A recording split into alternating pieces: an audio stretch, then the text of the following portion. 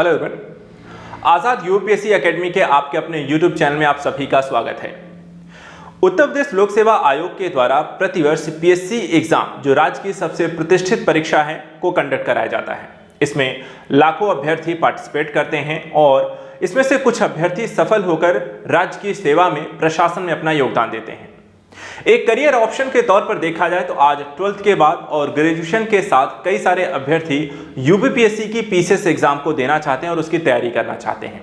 यदि आप भी करियर ऑप्शन के तौर पर यूपीपीएससी या पीसीएस एग्जाम को यहां पर देख रहे हैं और चाहते हैं कि आप इसकी तैयारी करें, लेकिन अगर आपको यह नहीं समझ में आ रहा है कि तैयारी कैसे करें, इसका सिलेबस क्या होगा, इसका एग्जाम पैटर्न क्या होगा, इसके लिए कौन सी बुक पढ़नी है, इसकी स्ट्रेटजी क्या होनी चाहिए, शून्य से लेकर इसकी सफलता हासिल करने तक हमारा स्टेप बाय स्टेप यहां पर किस तरीके से हमें आगे बढ़ना चाहिए, इन सारी समस्याओं को, इन सारे सवालों का जवाब आज हम इस वीडियो में लेने जा रहे हैं। यानी कि हम आज समझेंगे कि यूपीपीएससी एग्जाम की तैयारी ऐसे अभ्यर्थी जो 2025 या 2026 की ओर देख रहे हैं वो किस तरीके से कर सकते हैं, कैसे आप जीरो से शुरुआत कर सकते हैं और कैसे आप 12th के बाद या ग्रेजुएशन अगर आप कर रहे हैं तो ग्रेजुएशन के साथ आप यूपीपीएससी के एग्जाम की तैयारी कर सकते हैं। और इसको लेकर के इसका सिलेक्शन प्रोसेस क्या है, इसका एग्जाम पैटर्न क्या है, इसका सिलेबस कितना डिटेल्ड में है, कैसे इसे पढ़ा जाना चाहिए, प्रीलिम्स, मेंस और इंटरव्यू की प्रक्रिया क्या होती है, ये सारी चीजें हम इसको आज समझने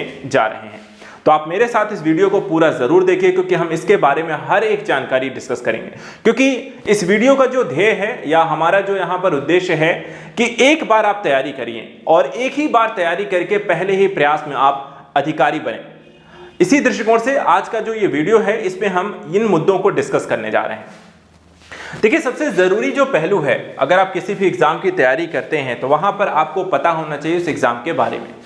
एग्जाम के बारे में क्या पता होना चाहिए? तो देखिए, यहां पर जब हम बात करते हैं कि यूपीपीएससी एग्जाम की तैयारी आप करना चाहते हैं तो सबसे पहले देखिए हमें सिलेक्शन लेना है। जो पढ़ाई करने जा रहे हैं उसका क्या है कि भाई सिलेक्शन का प्रोसेस क्या है।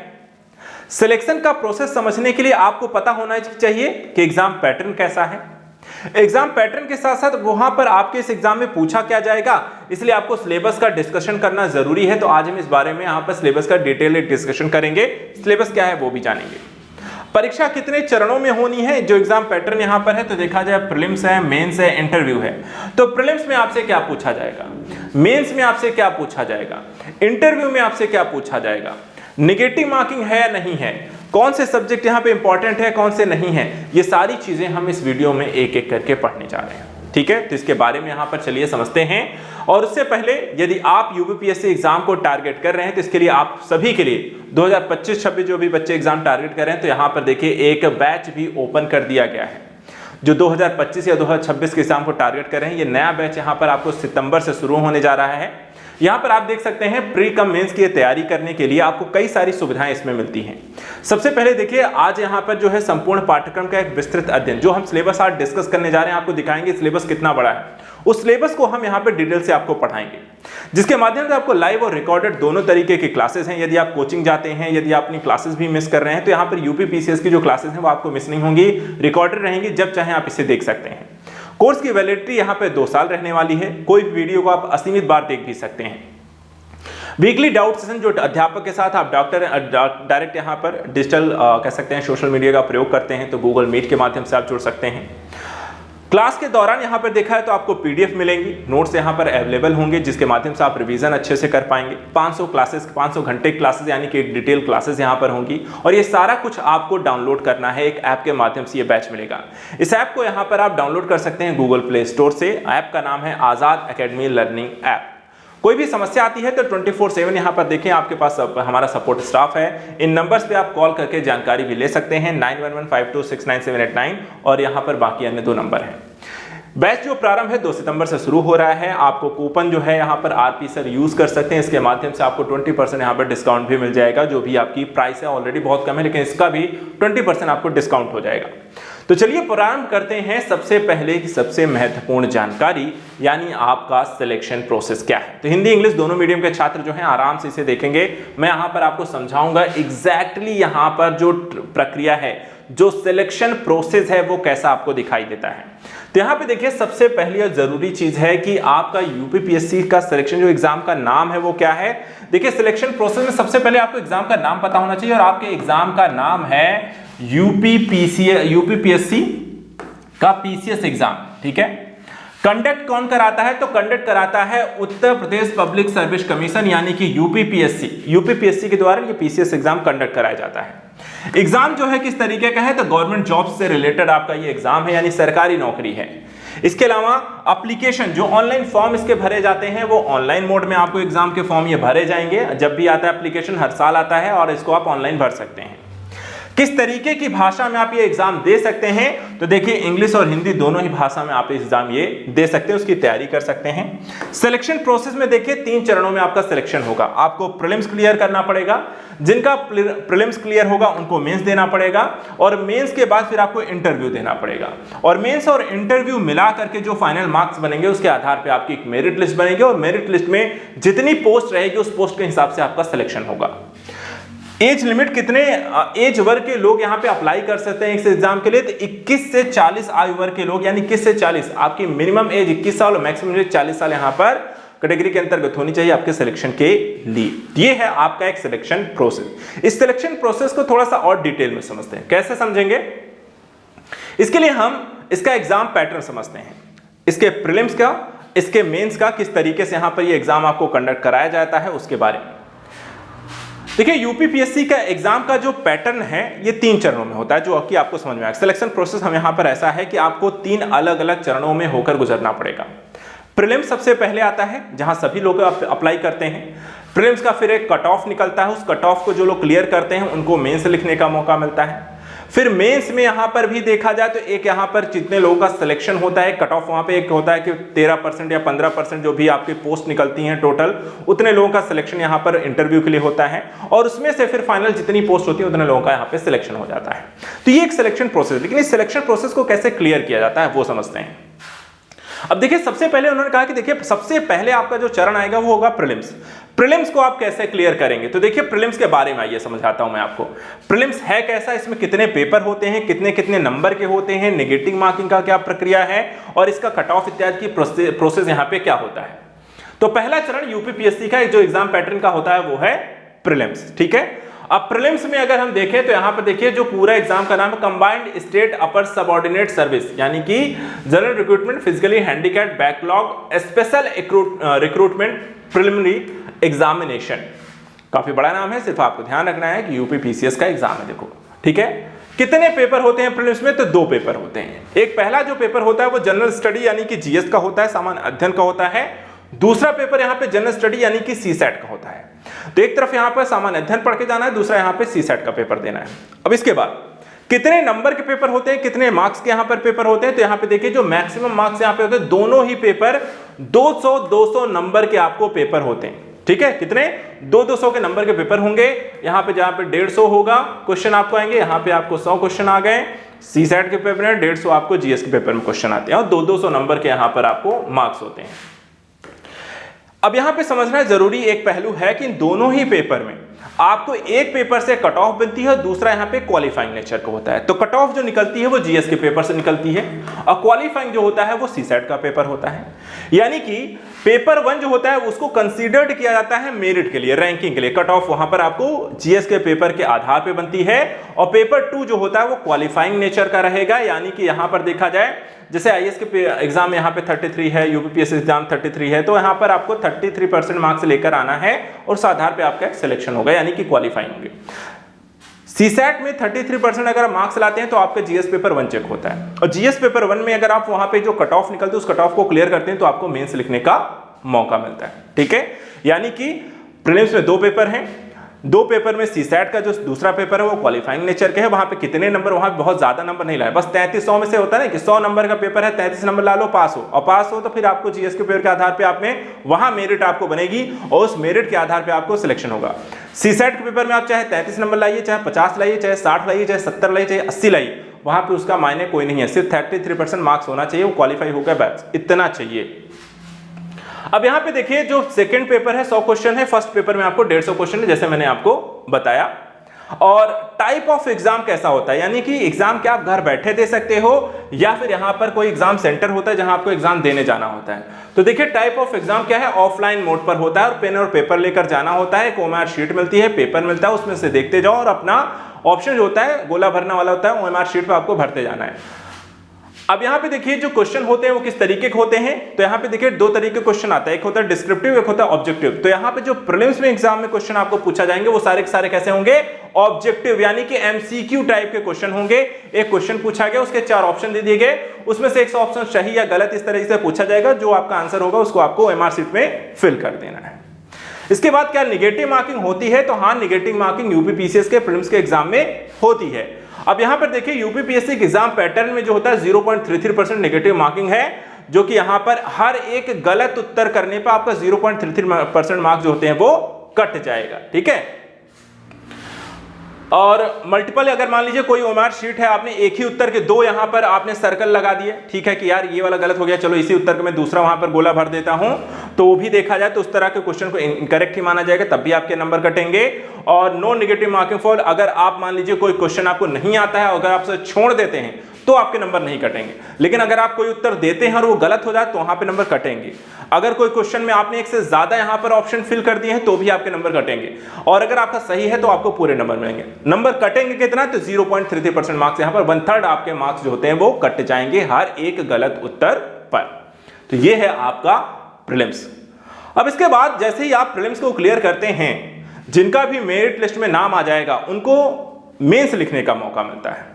अब मेंस ही सबसे बड़ा पहाड़ होता है, जिसे तोड़ना अपने आप में बहुतों की यहां पे चुनौती बन जाती है, और इसीलिए गिने चुने लोगों का ही यहां पे सिलेक्शन होता है। और मेंस की तैयारी भी आपकी बहुत अच्छी होनी चाहिए, क्योंकि यहां पे सिर्फ आपको तुक्का मारने वाले लोगों का बाहर निकल जाते हैं, जो बहुत अच्छी पकड़ होती है, जिनकी सब्जेक्ट पर कमांड जिनकी होती है समसामयिक चीजों पर, जो सब्जेक्ट के को रिलेट करके पढ़ते हैं, जो थोड़ा सा उसे ब्रॉड एनालिसिस करते हैं और थोड़ा सा आउट ऑफ बॉक्स थिंकिंग भी अलग अलग कह सकते हैं मुद्दों पर रखते हैं, उन लोगों का सिलेक्शन होने के चांसेस यहां पर ज्यादा होते हैं।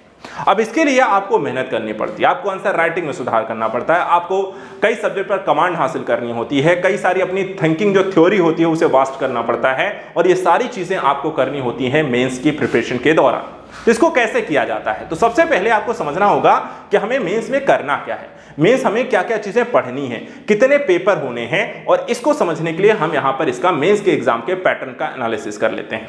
तो देखिए मेंस के एग्जाम का जो पैटर्न है, एनालिसिस है, कुछ इस तरीके का आपको दिखाई देता है। अब यहां पे देखिए ये नेम ऑफ एग्जाम जो है आपका यूपीपीसीएस कंबाइंड अपर एग्जाम है, पीसीएस का एग्जाम होता है। नंबर ऑफ जो पेपर यहां पे देखिए मेंस में कितने पेपर होते हैं, तो भाई देखो मेंस में जीएस के होते हैं 6 पेपर, प्लस एक हिंदी का होता है और एक ऐसे का होता है। टोटल जो पेपर होते हैं 8 पेपर, यानी कि मेंस में 8 पेपर होते हैं और 8 के नंबर जुड़ते हैं, ठीक है। अब यहां पर आपको समझना है पेपर कौन कौन से, तो यहां पे देखिए एक सामान्य हिंदी का पेपर होता है, एक निबंध का पेपर होता है, इसके अलावा सामान्य हिंदी के आपके 6 पेपर होते हैं। इन 6 पेपर में 4 जो होते हैं वो जीएस के पेपर, वो इंडिया और वर्ल्ड से रिलेट करते हैं, कि भारत और विश्व में जो होता है इतिहास से संदर्भित हो गया, भूगोल संबंधित हो गया, अर्थव्यवस्था संबंधित हो गया, सुरक्षा संबंधित हो गया, आईआर हो गया, साइंस टेक्नोलॉजी हो गई। ठीक इसी तरीके से लास्ट के जो जीएस के 2 पेपर होते हैं वो यूपी से रिलेट करते हैं, अर्थात उत्तर प्रदेश की यहां पर भूगोल, उत्तर प्रदेश का इतिहास, उत्तर प्रदेश की शिक्षा व्यवस्था, उत्तर प्रदेश का पर्यटन, उत्तर प्रदेश का प्रशासन, उत्तर प्रदेश का विधानमंडल, विधान परिषद, राज्यपाल, मुख्यमंत्री, ठीक है। तो पर्यटन क्या है, संसाधन क्या है, तो ये सब उत्तर प्रदेश से रिलेट करता है। तो लास्ट के 2 पेपर यूपी से रिलेट है, पहले 4 पेपर यहां पर भारत और विश्व से रिलेट करते हैं, है 6 के 6 जीएस के। अब यहां पर कितने कितने नंबर के ये पेपर होते हैं वो भी समझ लो। अब यहां पे देखो, इसमें यहां पे जो पेपर है आपका ये होता है मैक्सिमम कितने नंबर आप यहां पर ले आते हैं, तो टोटल मार्क्स कितने नंबर का पेपर है। अब जनरल हिंदी है 150 नंबर का, ऐसे भी होता है आपको 150 नंबर का। इसके अलावा जितने भी जनरल स्टडीज के पेपर हैं वो होते हैं आपके 200 नंबर के। कहने का मतलब है कि आपको 150 का हिंदी हो गया, 150 नंबर का ऐसे हो गया, और बाकी के 200 नंबर जो हो गए बाकी के सभी 6 पेपर के, सभी जीएस के 6 पेपर के। तो इस तरीके से अगर हम देखें तो टोटल हो गया आपको 1500 नंबर का मेंस होता है। 6 जीएस के तो 6 को मल्टीप्लाई कर दो 200 से, आपका 1200 निकल आया, ठीक है। और 150 को जोड़ दीजिए 150 तो 300 हो गया। तो 1200, 300, 1500 का आपको सिर्फ मेंस होता है। इसके बाद इसमें इंटरव्यू जुड़ जाता है। अब यहां पे देखो कैसा पेपर होता है, तो ये भी ध्यान दीजिए, ये ऑफलाइन टाइप का पेपर होगा, यानी कि पेन लेकर जाओ, एडमिट कार्ड लेकर जाओ, आधार कार्ड लेकर जाओ और जा करके वेरिफिकेशन कराने के बाद एग्जाम सेंटर में बैठ के आपको मिलेगा पेपर। उस पेपर में, हर एक पेपर में होंगे 20 क्वेश्चन जीएस के। उन 20 क्वेश्चन को आपको आंसर लिखना है, डिटेल में लिखना है, 200 शब्दों में, 150 शब्दों में यहां पर आपको आंसर लिख के आने हैं। और इस संदर्भ में जो जितना अच्छा लिख के आता है उसको उतने ज्यादा नंबर मिलते हैं। 20 में से अगर आप 10 ला रहे हो, 8 ला रहे हो, 6 ला रहे हो, 5 ला रहे हो, 10 में से अगर आपको 10 नंबर का है तो वहां पे कितने ला रहे हो, 15 नंबर का है 2 से, तो वहां पे जो भी मार्किंग रहेगी, तो 20 है, अगर 10-10 नंबर का एक क्वेश्चन है तो 200, तो 20 क्वेश्चन, हर क्वेश्चन 10 नंबर का, तो आपके टोटल 200 हो गए। तो यहां पर ध्यान रखिएगा, तो ये हो गया 20 क्वेश्चन एक, अगर 20 क्वेश्चन हो गए 10 क्वेश्चन, ठीक है, सॉरी 20 क्वेश्चन हो गए 10-10 नंबर के, 200 आपके आ गए। अब यहां पर आपको देखो इसके बाद क्या होता है, अगला प्रोसेस है नंबर ऑफ क्वेश्चन। तो यहां पे देखिए ऐसे जो होते हैं, यहां पर आपको देखिए डिस्क्रिप्टिव होगा, ठीक है, वहां भी आपको लिखना होता है, जिसमें हम देखते हैं कैसे आपको 600 शब्दों का आ गया, 700 शब्दों का आ गया, ठीक है। और साथ ही साथ 600 से 700 ये होता है, आपको ऐसे इतने शब्दों में लिखना है।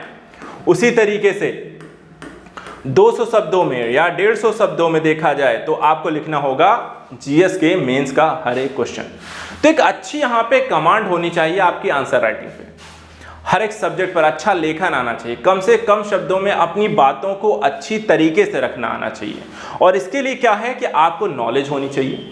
जब आपके पास नॉलेज अच्छी होगी, कि विषय की नॉलेज आपको अच्छी होनी चाहिए। कई बार होता है ऐसे भी क्वेश्चन होते हैं कि आपको घुमा फिरा क्वेश्चन पूछता है, यानी कि एक ही सब्जेक्ट की, जैसे ज्योग्राफी के क्वेश्चन को उन्होंने इकोनॉमी से जोड़ दिया।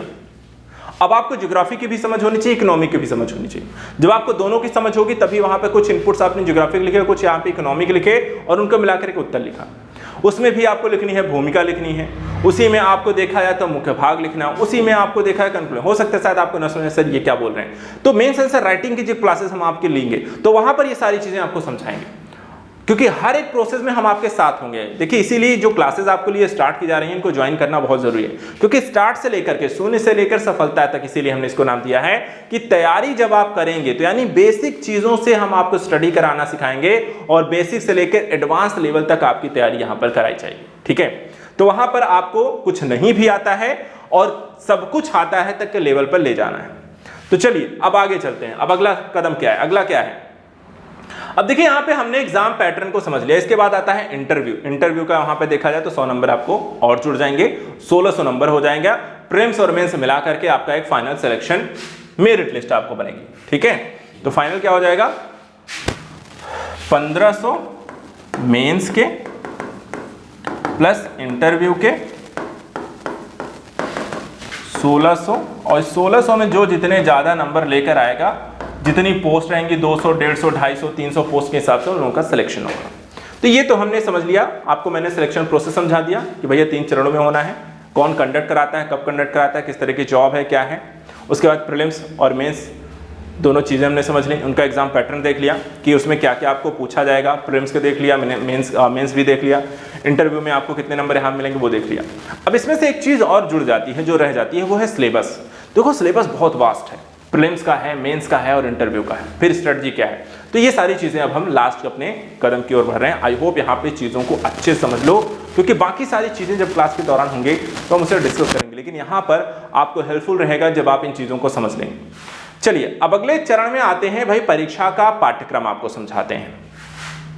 सबसे पहले देखो प्रारंभिक परीक्षा में आपसे क्या क्या पूछा जाता है। तो देखिए प्रारंभिक परीक्षा मोटे मोटे तौर पे मैं आपको बता दूं, यहां आपको किन किन सब्जेक्ट पर पकड़ बनानी होती है।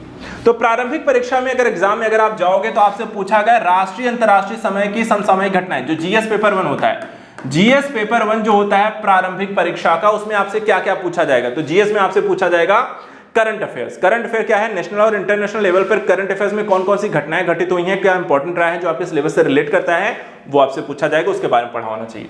इसके बाद भारत का इतिहास और राष्ट्रीय आंदोलन, ये आपको पढ़ा होना चाहिए, जिसमें इतिहास में प्राचीन काल में, मध्यकाल में, आधुनिक काल में क्या क्या घटा, कब घटा, किसके काल में कौन कौन सी घटनाएं हुई, उनसे रिलेटेड फैक्ट और नॉलेज आपको होनी चाहिए, तो उसके बारे में आपको पढ़ा होना चाहिए। इसके बाद भारत और विश्व का भूगोल, जिसमें भौतिक, सामाजिक, आर्थिक भूगोल, विश्व भूगोल के बारे में कब कौन सी घटना होती है, जैसे मौसम कब कैसे बनता है, बारिश क्यों होती है, पहाड़ कैसे बने, ज्वालामुखी क्यों फटते हैं, बादल कैसे फट जाते हैं, ठीक है, समुद्र कैसे हैं, महासागर क्या होते हैं, जलधाराएं क्या होती हैं, मिट्टी कैसे बनी है, कृषि क्या है, तो ये सारी जानकारी आपको भूगोल के अंतर्गत पढ़नी है। इसके बाद भारतीय राजनीति, शासन व्यवस्था, राजनीतिक व्यवस्था, पंचायती राज, लोक नीति, आधिकारिक मुद्दे, इसमें शासन व्यवस्था थी, जैसे कि आप देखते हैं राष्ट्रपति, प्रधानमंत्री, लोकसभा, राज्यसभा, विधानसभा, मुख्यमंत्री, राज्यपाल।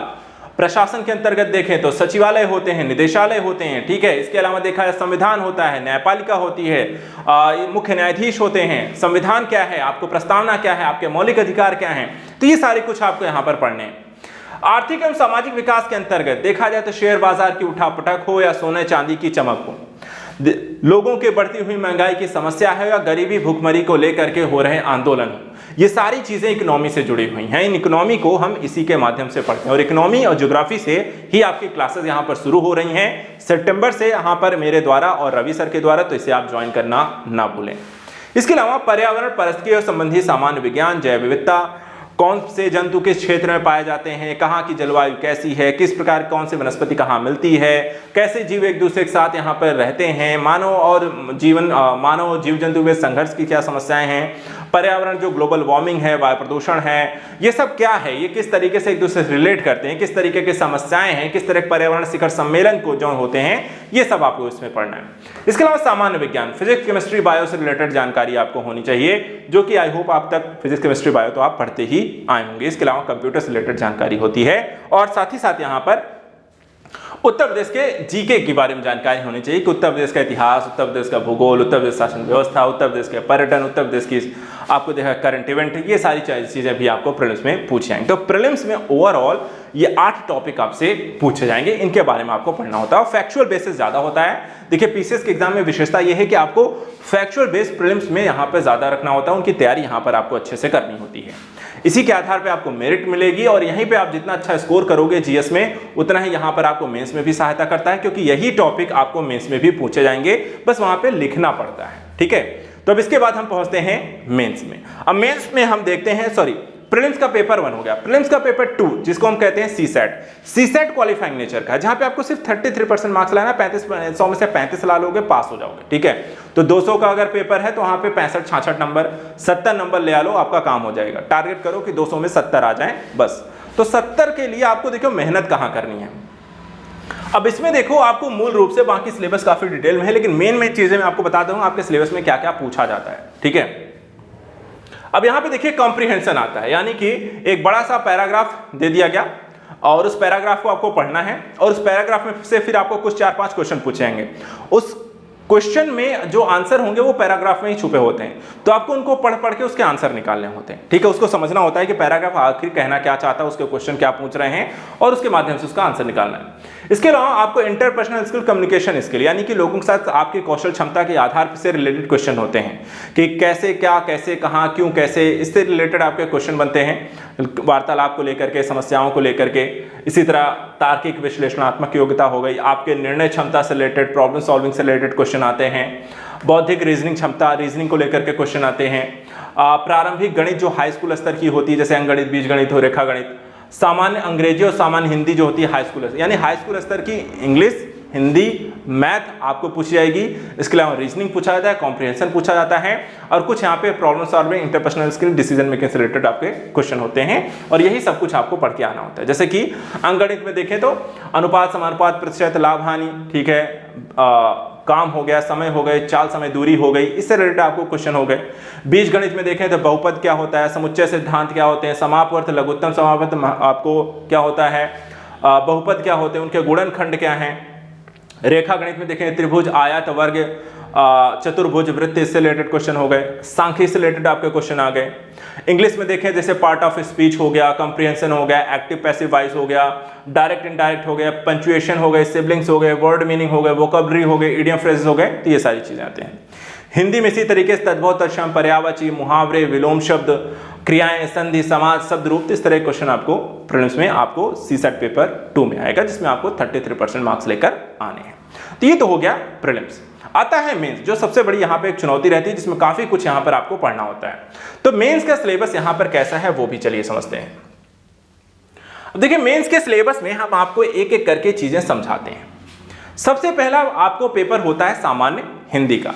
सामान्य हिंदी मुख्य परीक्षा में अगर हम देखें तो यहां पर आपसे पूछा क्या क्या जाएगा कि एक गद्यांश दिया जाएगा, उसमें से आपको कुछ प्रश्न और बोध दिए होंगे जो आपको पढ़ करके समझना है, उसका उत्तर देना है। संक्षेपण होगा, कोई एक पैराग्राफ दे दिया, उसको पढ़ करके उसको संक्षेप में समराइज उसको करना है। सरकारी और अर्ध सरकारी आपको लेटर राइटिंग करनी है, और कार्यालय के आदेश, अधिसूचना, परिपत्र इत्यादि के बारे में लेखन से रिलेटेड क्वेश्चन आएगा, वो लिखना है, तो वो सब आपको सिखाया जाएगा।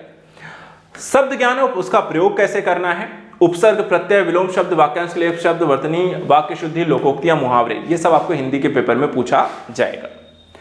निबंध देखा जाए तो आपको निबंध हिंदी में, अंग्रेजी में और उर्दू में, तीनों भाषाओं में आप लिख सकते हैं।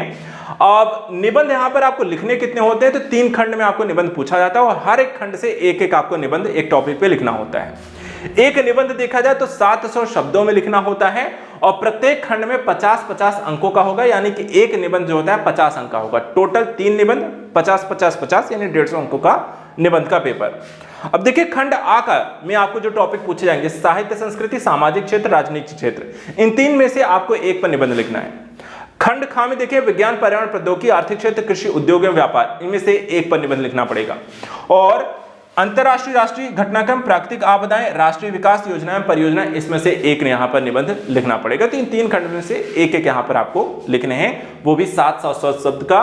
3 घंटे का ये पेपर आपको होता है, तो आप पर्याप्त रूप से यानी 1 घंटे में यहाँ पर एक आपको निबंध लिखना है। इसके बाद ये तो हो गया हिंदी और निबंध का पेपर। अब आता है सामान्य हिंदी का पेपर 1, सामान्य अध्ययन का जो पेपर 1 होता है, इसमें आपसे क्या क्या पूछा जाएगा। जैसे हमने कहा इसमें इतिहास रहेगा, इसमें 3 क्वेश्चन आते हैं। पेपर 1 जो होता है इसमें 3 आपके टॉपिक होते हैं। यहां पर देखिए भारतीय संस्कृति, आधुनिक भारत के इतिहास, स्वतंत्रता संग्राम, स्वतंत्रता पश्चात भारत का एकीकरण, विश्व इतिहास हो गया।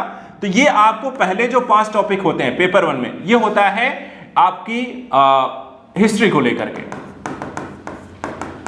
पेपर 1 में 3 सब्जेक्ट आपसे पूछे जाएंगे। तो पहला हो गया हिस्ट्री, ठीक है, जिसमें आपको आधुनिक भारत हो गया, प्राचीन भारत हो गया, मध्यकालीन भारत हो गया, आर्ट एंड कल्चर हो गया, आईपीआई हो गई, इंडिया पोस्ट इंडिपेंडेंस, स्वतंत्रता के पश्चात भारत और वर्ल्ड हिस्ट्री। 6 टॉपिक यहाँ पर हिस्ट्री से रिलेटेड होते हैं।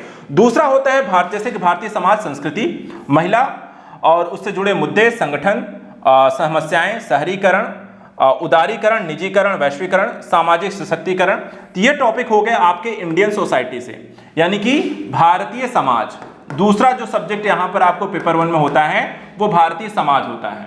और तीसरा जो सब्जेक्ट यहां पर देखा जाए आपको रहता है वो होता है आपको भूगोल रहता है। अब भूगोल में देखा जाए तो आपको विश्व के प्राकृतिक संसाधन, जल, मिट्टी, भौतिक भूगोल की विशेषताएं, भूकंप, सुनामी, ज्वालामुखी, चक्रवात, भारत के सामुद्रिक संसाधन, मानव प्रवास, विश्व शरणार्थी समस्या, सीमांत तथा सीमाएं भारतीय उपमहाद्वीप से, जनसंख्या, अधिवास, नगरीकरण, स्मार्ट नगर, स्मार्ट ग्राम। तो यहां पर आपकी हो गई जियोग्राफी। तो टोटल यहां पे देखिए 3 सब्जेक्ट आपको पेपर 1 में है। ज्योग्राफी हो गई, इंडियन सोसाइटी हो गई और हिस्ट्री हो गई, यानी कि एक ही पेपर में 3 सब्जेक्ट पूछे जाएंगे। यहां पर भी देखें तो 20 क्वेश्चन होंगे टोटल, तीनों ही सब्जेक्ट्स टॉपिक से मिलाकर के आपको 20 क्वेश्चन पूछे जाएंगे। हर एक क्वेश्चन यहां पर देखा है, एक क्वेश्चन जो होता है 20 अंकों का होगा, तो यानी कि 10 आपको देखा है 20 क्वेश्चन है, हर क्वेश्चन 10 200 अंकों का ये पेपर होगा। ये भी देखा जाए तो आपको 3 घंटे का यहां पर आपको पेपर होगा और डिस्क्रिप्टिव होगा, यानी हर एक क्वेश्चन के यहां पर आपको आंसर राइटिंग करके लिख के देना है। ये हो गया पेपर 1। अब पेपर 2 में देखिए तो यहां पर भी ऐसा ही कुछ दिखाई देता है। यहां पर भी एक से ज्यादा सब्जेक्ट की जानकारी आपको होनी चाहिए। इसमें आपसे क्या क्या पूछा जाता है, अब इसमें देखिए सबसे पहले तो आपको पूछा जाएगा पॉलिटी, ठीक है। पहला जो सब्जेक्ट इसमें रहता है वो है पॉलिटी। पॉलिटी में क्या क्या है कि भारतीय संविधान का विकास कैसे हुआ, विशेषताएं क्या है उसकी, संघ एवं राज्यों के कार्य उत्तरदायित्व, उनकी शक्तियां क्या हैं। केंद्र और राज्य के मध्य यहां पर वित्तीय संबंध और वित्त आयोग की भूमिका पूछी जाती है। शक्तियों के पृथक्करण, विवाद, वैकल्पिक विवाद निवारण तंत्र पूछा जाएगा। भारतीय संवैधानिक योजनाएं और लोकतांत्रिक यहां पे देशों के साथ तुलना, संसद और राज्य की विधायिका, कार्यपालिका, न्यायपालिका की संरचना, शासन प्रणाली, मंत्रालय, विभाग, प्रभाग इत्यादि के बारे में। इसके अलावा जनप्रतिनिधि अधिनियम, विभिन्न संवैधानिक पदों पर नियुक्तियां, उनके कार्य, शक्तियां, संविधिक, विनियामक, अर्धन्यायिक निकाय, नीति आयोग इत्यादि से रिलेटेड आपको क्वेश्चन यहां पर होंगे। तो ये सारा कुछ आपको पॉलिटी से है। फिर आपको आता है इसी में सोशल जस्टिस होता है, जिसको हम कहते हैं सोशल जस्टिस, यानी कि सामाजिक न्याय का एक टॉपिक ऑप्शन जो इसमें ऐड कर दिया जाता है, और साथ ही साथ यहाँ पे गवर्नेंस जोड़ दिया जाता है, शासन व्यवस्था भी जोड़ दी जाती है।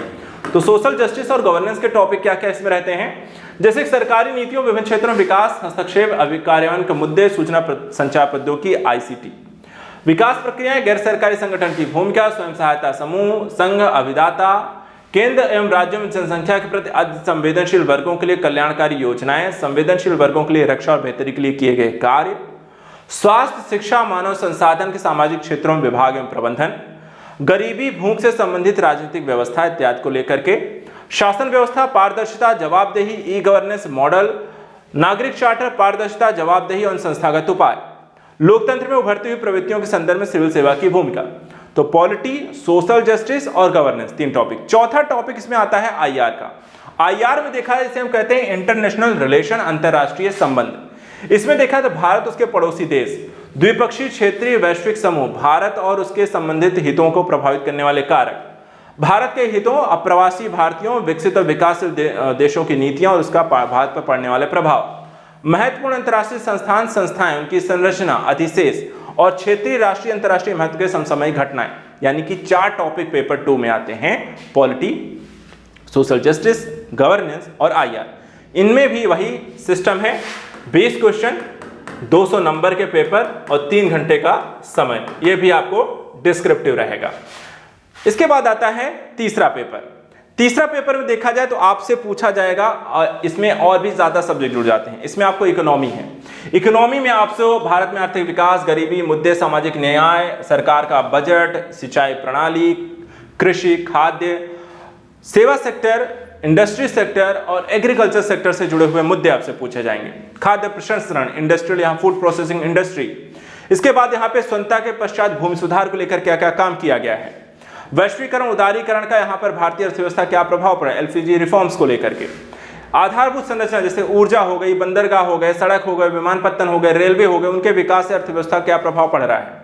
इसके अलावा दूसरा जो सब्जेक्ट इसमें पूछा जाता है वो science and tech. Science and tech में अंतरिक्ष हो गई, रक्षा हो गई, प्रौद्योगिकी हो गई, बायोटेक्नोलॉजी हो गई, आपको लेजर हो गया, आपको ऊर्जा हो गया, ठीक है, बौद्धिक संपदा अधिकार हो गए। इससे रिलेटेड जो टॉपिक होते हैं वो यहाँ पर आपसे पूछे जाएंगे साइंस एंड टेक में। तीसरा जो सब्जेक्ट इसमें पूछा जाता है वो पर्यावरण हो गया। पर्यावरण के पारिस्थितिकी तंत्र, वन्य जीव संरक्षण, जैव विविधता, पर्यावरण प्रदूषण, संरक्षण, पर्यावरण, ये सारी चीजें। चौथा टॉपिक इसमें ऐड किया जाता है आपदा प्रबंधन को लेकर, जिसमें हम देखते हैं आपदा के प्रकार क्या होते हैं, किस प्रकार से आपदा, मानव जनित आपदा, प्राकृतिक आपदा और उससे होने वाले जोखिम, उसको लेकर के उपाय, संस्थाएं, इससे जुड़े हुए पहलू आपको इसमें देखा जाता है। और इसके बाद आता है लास्ट जो टॉपिक आता है इंटरनल सिक्योरिटी, आंतरिक सुरक्षा को लेकर के। आंतरिक सुरक्षा में देखें तो आंतरिक सुरक्षा की चुनौतियां क्या है, इसमें साइबर नेटवर्किंग को लेकर, मनी लॉन्ड्रिंग को लेकर मीडिया की भूमिका क्या है, उग्रवाद क्या है, नक्सलवाद क्या है, सुरक्षा बलों की क्या भूमिका है, BSF, ITBP, SSB, इन लोगों की, कृषि, बागवानी, वानिकी, पशुपालन के मुद्दे हैं, आंतरिक सुरक्षा, आतंकवाद, भ्रष्टाचार से संगठित अपराध। ये 5 टॉपिक आपको पेपर 3 में आते हैं। ठीक है, क्या क्या आता है, आपको इकोनॉमी आती है, आपको साइंस एंड टेक आता है, एनवायरमेंट आती है, डिजास्टर मैनेजमेंट आता है, इंटरनल सिक्योरिटी। 5 सब्जेक्ट आते हैं पेपर 3 में। टोटल 20 क्वेश्चन इसमें भी रहेंगे, 3 घंटे का पेपर रहेगा, 200 अंकों का पेपर ये भी है। इसके बाद चौथा जो पेपर सामान्य अध्ययन का रहता है वो है नीति शास्त्र। नीति शास्त्र में देखा है ओनली यहाँ पर इसमें देखें तो आपको नीति शास्त्र में आपको थ्योरी और केस स्टडी 2 तरीके क्वेश्चन यहाँ पर रहते हैं। और यहाँ पे देखिए आपको टोटल 7 चैप्टर होते हैं। पहला है नीति शास्त्र का और मानव संबंध के बारे में। अभिवृत्ति, यहाँ पर आपको पूछा जाता है संरचना, कार्य, विचार, आचरण। सिविल सेवा में अभिरुचि और उसके बुनियादी मूल्य। संवेगात्मक बुद्धि, उसका प्रशासन में किस तरीके से प्रयोग होता है। भारत और विश्व के नैतिक विचारक और उनके यहाँ पे विचार।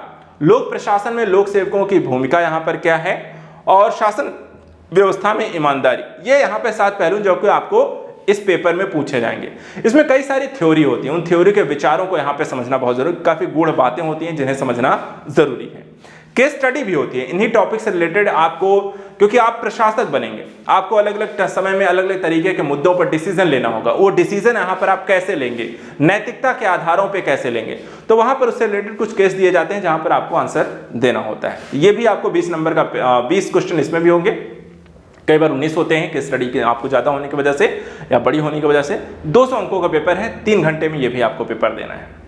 इसके बाद आ जाता है देखिए पेपर 5 और 6 जो कि यूपी बेस्ड होता है। यूपी बेस्ड यहां पर देखा जाए इसमें भी वही पेपर है। अब पहला जो पेपर यहां पर यूपी का है, इसमें क्या क्या यूपी से रिलेटेड पूछा जाएगा। इसमें उत्तर प्रदेश का इतिहास, आर्ट एंड कल्चर, आईपीआई हो गया, उत्तर प्रदेश के स्वतंत्रता सेनानियों को लेकर के है, उत्तर प्रदेश के ग्रामीण, शहरी और जनजातीय मुद्दे हैं, उत्तर प्रदेश का राज्य व्यवस्था, मुख्यमंत्री प्रशासन कैसा होता है, उत्तर प्रदेश की लोक सेवा आयोग हो गया और लेखा परीक्षा महान्यायवादी हो गए, उत्तर प्रदेश के चयन मानदंड, राजभाषा, स्थानीय स्वशासन, भ्रष्टाचार और गुड गवर्नेंस, भूमि सुधार, लोकायुक्त, सृजन चार्टर, इस तरीके के मुद्दे यहाँ पर पेपर 1 में है। इसके अलावा उत्तर प्रदेश में सुरक्षा से जुड़े मुद्दे, चाहे वो उग्रवाद हो गया, बाह्य एवं अंतर्राज्यीय सक्रिय में आंतरिक सुरक्षा चुनौतियां हो गई, सोशल नेटवर्किंग साइट हो गई, सुरक्षा बल की भूमिका हो गई, सीमावर्ती इलाके हो गई, उनकी चुनौतियां हो गई। इसके अलावा कानून व्यवस्था से रिलेटेड आपको क्वेश्चन इसमें पूछा जाएगा। उत्तर प्रदेश स्वास्थ्य को लेकर किस तरीके के मुद्दे हैं, उनको लेकर सरकार क्या कर रही है, उत्तर प्रदेश की शिक्षा प्रणाली कैसे काम कर रही है, सरकार उसको लेकर क्या योजनाएं बना रही है, क्या कमियां रह जाती हैं, भारत के विकास में उत्तर प्रदेश की भूमिका कैसी है, किस तरीके से योगदान कर रहा है, जल शक्ति मिशन केंद्रीय योजनाओं में उत्तर प्रदेश की भूमिका कैसी है, उत्तर प्रदेश में गैर सरकारी संगठन यानी एनजीओ की भूमिका, उत्तर प्रदेश में पर्यटन के मुद्दे और नवाचार के मुद्दे, यहाँ पर ये सारे टॉपिक आपको पेपर 5 में पूछे जाते हैं। यहाँ पर भी सेम 3 घंटे का पेपर है, 200 अंकों का पेपर है, आपको 20 क्वेश्चन आने हैं। पेपर 6 जो होता है सामान्य अध्ययन का, इसमें भी आपको सिर्फ यूपी बेस्ड आपके से क्वेश्चन पूछे जाएंगे। यहाँ पर उत्तर प्रदेश का अर्थव्यवस्था से रिलेटेड क्वेश्चन है, व्यापार को लेकर के है, लोक कल्याणकारी योजनाएं हैं, इन्वेस्टमेंट यहाँ पर क्या क्या हुआ है, किन किन क्षेत्रों में हुआ, उसको लेकर के क्या प्रयोजन है, लोक वित्त, राजकोषीय नीतियां, नवीकरणीय ऊर्जा, जनसंख्या, पर्यावरण, नगरीकरण, कृषि व्यवसायीकरण, नवीन वानिकी नीति हो गई, कृषि एवं सामाजिक वानिकी हो गई, कृषि की विविधता और समस्याएं हो गई, उत्तर प्रदेश के विकासीय सूचकांक, उत्तर प्रदेश का भूगोल, उत्तर प्रदेश के राष्ट्रीय उद्यान, परिवहन तंत्र, औद्योगिक विकास, प्रदूषण, पर्यावरण को लेकर के है, जलवायु परिवर्तन के मुद्दे हैं, उत्तर प्रदेश प्राकृतिक संसाधनों को लेकर क्वेश्चन आएंगे, उत्तर प्रदेश के अधिवास पारिस्थितिकी तंत्र से रिलेटेड क्वेश्चन होंगे, उत्तर प्रदेश में विज्ञान एवं तकनीकी के मुद्दे होंगे, उत्तर प्रदेश के मत्स्य, अंगूर, रेशम, फूल, बागवानी से संबंधित मुद्दे होंगे, और पब्लिक और प्राइवेट पार्टनरशिप को लेकर के यहाँ पे क्या प्रक्रिया चल रही है उसको लेकर क्वेश्चन होंगे। तो ये सारा कुछ यहाँ पे पेपर 6 में पूछा जाएगा। ठीक है, तो ये आपका एक सिलेबस है। तो हमने देख लिया प्रोसेस, मैंने आपको बता दिया सिलेक्शन प्रोसेस क्या हो गया, एग्जाम पैटर्न 3 चरणीय है, सिलेबस यहाँ पर अभी हमने देख लिया, प्रीलिम्स का देख लिया, मेंस का आपको देख लिया, इंटरव्यू में सिर्फ करंट इवेंट से रिलेटेड आपको कुछ क्वेश्चन पूछे जाएंगे। इसके अलावा आपने क्या स्टडी की है, आपका बैकग्राउंड क्या रहा है, उससे रिलेटेड क्वेश्चन होते हैं। कुछ आपको देखा जाए तो आपको ऑन द स्पॉट यहाँ पे कोई क्वेश्चन उनके मन में आ गया वो पूछ लिया जाए, या ज्वलंत मुद्दे को इस समय जब आप इंटरव्यू देने जाए कुछ चल रहे होंगे तो उससे रिलेटेड क्वेश्चन होगा, उसका कोई सिलेबस नहीं होता, बस आपको करंट इवेंट पर यहाँ पे अच्छी पकड़ बना के जानी होती है। और बाकी आपका जो बैकग्राउंड रहा है, एजुकेशनल बैकग्राउंड और बाकी सारी चीजें उनको पढ़ के जाना होता है, उनके बारे में अच्छी तैयारी करके जानी होती है। तो हमने वो भी देख लिया। प्रीलिम्स मेंस इंटरव्यू का एग्जाम पैटर्न भी समझ लिया, प्रीलिम्स मेंस इंटरव्यू में क्या क्या होता है। अब लास्ट यहाँ पे इंटरव्यू के बारे में मैं आपको और समझा देता हूँ, और उसके साथ ही यहाँ पर आपकी ये प्रक्रिया जो हमने शुरू की थी वो हो जाएगी खत्म। अब देखिए साक्षात्कार में होता क्या है एग्जैक्टली आपके बारे में, इसके बारे में आपको बता दूं। देखिए मुख्य परीक्षा में जब आप चयनित हो जाएंगे या मुख्य परीक्षा को आप पास कर जाते हैं, मेंस क्वालिफाई कर जाएंगे, तो 1 माह के पश्चात यहाँ पे साक्षात्कार के लिए उपस्थित होना है। 1 माह, कभी कभी 2 महीने। साक्षात्कार के दौरान अभ्यर्थियों से पूछा क्या जाएगा, एक तो व्यक्तिगत यानी कि आपकी पर्सनल आपको इंटरव्यू एक तरीके का होता है जो आपको पर्सनली वहाँ पे एक जानने का प्रयास करते हैं, आपकी मेंटलिटी जानने का यहाँ पे एक प्रयास करते हैं। आयोग के द्वारा निर्धारित स्थान पर कुछ मौखिक यहाँ पे प्रश्न होंगे, वो पूछे जाएंगे आपसे, और आपको वहीं ऑन द स्पॉट आपको उसका उत्तर भी देखना पड़ेगा, लिखना उखना नहीं है, जैसे उन्होंने डायरेक्ट आपसे पूछा आपको वहीं उसका उत्तर भी देना है। इसके अलावा देखा है तो साक्षात्कार के लिए यहाँ पे 100 का इंटरव्यू होता है। 100 अंक के इंटरव्यू में वहाँ पे जितने मार्क्स दे दिए जाते हैं उस मार्क्स को आपके मेंस के मार्क्स के साथ मिला करके एक फाइनल लिस्ट बनती है। प्राप्त अंकों को दोनों को यहाँ पे जोड़ दिया जाएगा। मेरिट लिस्ट बनती है। संपूर्ण साक्षात्कार समाप्त होने के पश्चात 1 सप्ताह पश्चात अंतिम रूप से चयनित अभ्यर्थियों की सूची जारी की जाएगी और यहाँ पर स्वास्थ्य परीक्षणों पर भी आपको खरा उतरना होगा। इसके बाद आपका एक मेडिकल टेस्ट होगा। मेडिकल टेस्ट में यहाँ पर सफल होते हैं तो आपको एक नियुक्ति दे दी जाती है। यानी यूपीपीएससी के एग्जाम को यदि आपको क्रैक करना है तो इस तरीके से शून्य से सफलता तक आपको लगातार चरणबद्ध तरीके से हर एक कह सकते हैं बाधा को क्रॉस करके यहाँ पे फाइनल अपना नाम यहाँ पर आप देख सकते हैं।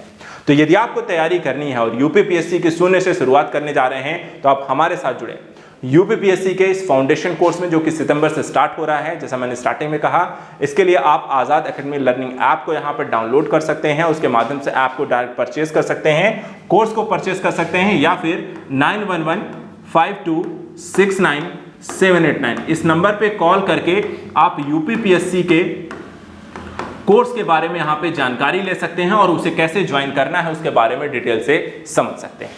तो आज के सत्र में इतना ही। नेक्स्ट वीडियो में कुछ और ऐसे ही एग्जाम्स के बारे में महत्वपूर्ण जानकारियों को लेकर के चर्चा करते रहेंगे और आपको पढ़ाते रहेंगे, आपको गाइड करते रहेंगे। Thank you so much and good luck.